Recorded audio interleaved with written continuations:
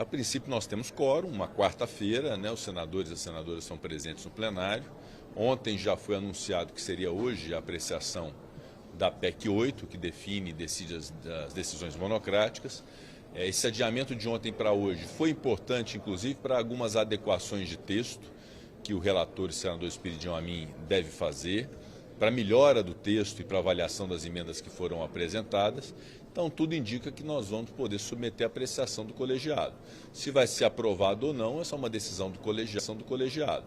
Se vai ser aprovado ou não, essa é uma decisão do colegiado e nós vamos permitir que seja uma decisão com base numa discussão plena da matéria e, ao final, colher os votos. Vamos ver qual vai ser o resultado.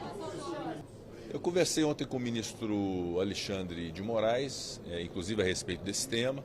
Reiterei ao ministro Alexandre, como fiz já em outras oportunidades com outros ministros do Supremo Tribunal Federal, que a intenção dessa proposta de emenda à Constituição é muito bom que se deixe isso muito claro, que a intenção é um aprimoramento, que é algo muito positivo para a justiça do nosso país, considerando basicamente que é um raciocínio simples.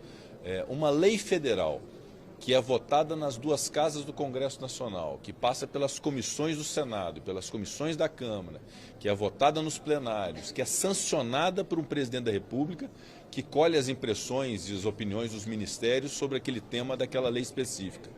Que esse processo legislativo seja respeitado a fim de que a declaração de inconstitucionalidade de uma lei feita no Congresso Nacional e sancionada pelo presidente da República seja pelo colegiado do Supremo Tribunal Federal. É evidente que eu respeito e reconheço que cabe ao Supremo Tribunal Federal, como guardião da Constituição Federal, decidir, em última instância, a constitucionalidade ou inconstitucionalidade de uma lei, mas que o faça pelo seu colegiado e não por uma decisão de um único ministro que suspende a eficácia de uma lei feita no Congresso Nacional. Então é uma afirmação de prerrogativas e de competência do Legislativo, como é do Executivo que sanciona uma norma legislativa, né, uma lei, e garantindo ao Supremo Tribunal Federal que dê a palavra final sobre constitucionalidade, mas que o faça, repito, pelo conjunto dos seus ministros e não por um ato isolado.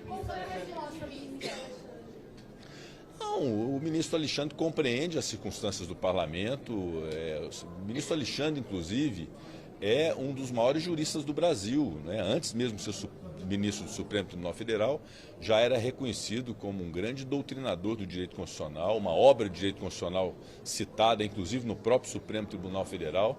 Então, o ministro Alexandre de Moraes certamente compreende essas circunstâncias e a importância do valor da colegialidade do Supremo Tribunal Federal para decisões graves, como são as declarações de inconstitucionalidade. Graves no sentido de, por vezes, corretas, né? Mas que geram consequências. Então, eu não estou dizendo que ele é a favor da PEC, absolutamente tem que ser indagado a ele. Mas, certamente, ele compreende que a nossa intenção, por mais que eventualmente ele discorde, mas que a nossa intenção é uma intenção de aprimorar o sistema judiciário e aprimorar e melhorar a relação entre os poderes. Não é resposta, não é retaliação. Não é nenhum tipo de revanchismo, não temos nem motivo para isso. É a busca de um equilíbrio entre os poderes que passa pelo fato de que as decisões do Congresso Nacional, quando faz uma lei que é sancionada por um presidente da República, ela pode ter a declaração de sua inconstitucionalidade, mas que o seja pelos 11 ministros e não individualmente por um. É basicamente isso, que eu acho que é uma coisa que reforça a sistemática de harmonia entre os poderes, de independência, mas de harmonia entre os poderes. Eu considero que preserva o Legislativo, que faz a lei, e preserva o Supremo na medida em que a decisão é da instituição e não de uma decisão individual.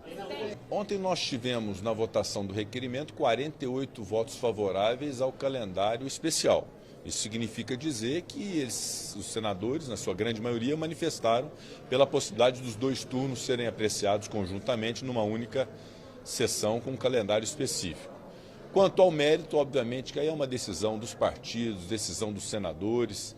A posição do senador Jacques Wagner, eu considero que foi uma posição muito respeitosa ontem, de respeitar posicionamentos no Senado em relação à importância dessa proposta de emenda à Constituição. E vamos colocar de maneira democrática, que é o exercício mais bonito que se faz no parlamento, que é permitir que a maioria decida, e nesse caso com um quórum qualificado. São necessários 49 votos em 2 turnos. Se for esse o resultado, evidentemente que será, então, manifestada a vontade do Senado em relação a esse tema. Se não for, nós também, evidentemente, vamos respeitar que foi o entendimento da maioria. Óbvio que o apoio do governo a qualquer medida legislativa no Congresso é um apoio sempre bem-vindo e, às vezes, importante, por vezes determinante para a aprovação de uma matéria. Eu não sei medir, nesse caso específico, o quão é importante e determinante para a aprovação ou não dessa matéria. Nós vamos fazer o nosso trabalho hoje no Senado, vamos decidir, eventualmente, em sendo aprovada a proposta de emenda à Constituição, vamos encaminhar à Câmara dos Deputados e a Câmara, então, vai ter o seu tempo de votar ou de não votar, de votar com alterações, eventualmente, que possam melhorar o texto. Nós estamos absolutamente abertos a uma discussão muito ampla disso e, evidentemente, a comunidade jurídica que queira participar desse debate para trazer as sugestões, obviamente, também será muito bem-vinda. Na sessão de debates que nós fizemos no plenário do Senado, o doutor Nabor Bulhões, que é um grande jurista, um renomado constitucionalista brasileiro, ele levantou essa questão de que talvez não fosse apropriado o dispositivo do artigo 93 da Constituição relativo aos pedidos de vista.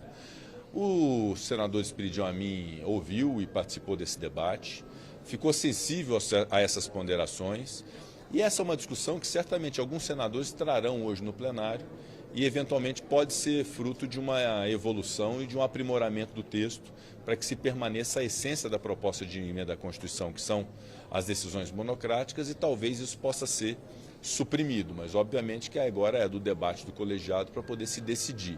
Eu particularmente acho que se houver uma supressão nesse sentido não afeta nada o que é a essência da proposta de emenda à Constituição e pode ser que a emenda constitucional se centre, né, no objetivo principal dela, que é essa disciplina da colegialidade do Supremo e deixar os pedidos de vista reservados de fato para o regimento do Supremo Tribunal Federal. Então pode ser um caminho a ser percorrido.